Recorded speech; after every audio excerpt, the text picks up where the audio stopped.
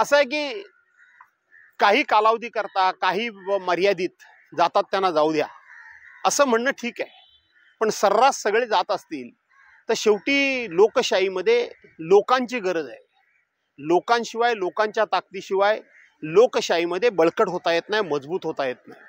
आणि म्हणून जातील त्यांना जाऊ द्या म्हणण्यापेक्षा त्यांना आता आपल्याला ही सांगण्याची वेळ आलेली आहे, अरे कुठे चाललात, तुमचे तर परतीचे दोर कापलेलेच आहेत. ज्या पद्धतीने विजापूरच्या किल्ल्यामध्ये एक मोठा खंदक खणलेला होता, इकडून जर घोडा तिकडून उडवायचा असेल किंवा पलीकडे जर पोचवायचा असेल तर ते खंदकातच विरोधकांचं सैन्य पडून मरत होतं. तशा पद्धतीनं कुठेही गेलात तरी आता खंदकच आहेत. त्या खंदकात पडून मरण्यापेक्षा इथंच थांबा, इथेच लढा, आपण लढू आणि पुन्हा एकदा बाळासाहेबांची पुण्याई उभी करू, अशा पद्धतीचा एक आत्मविश्वास निर्माण करण्याची गरज आहे. ज्या पद्धतीनं तानाजी मालुसरे धारातीर्थी पडल्यानंतर सूर्याजी मालुसरे धावून आले आणि मावळ्यांना सांगायला लागले, पळता कुठे, पडतीचे दोरच त्यांनी कापून टाकले, एक तर लढा नाही तर मरा.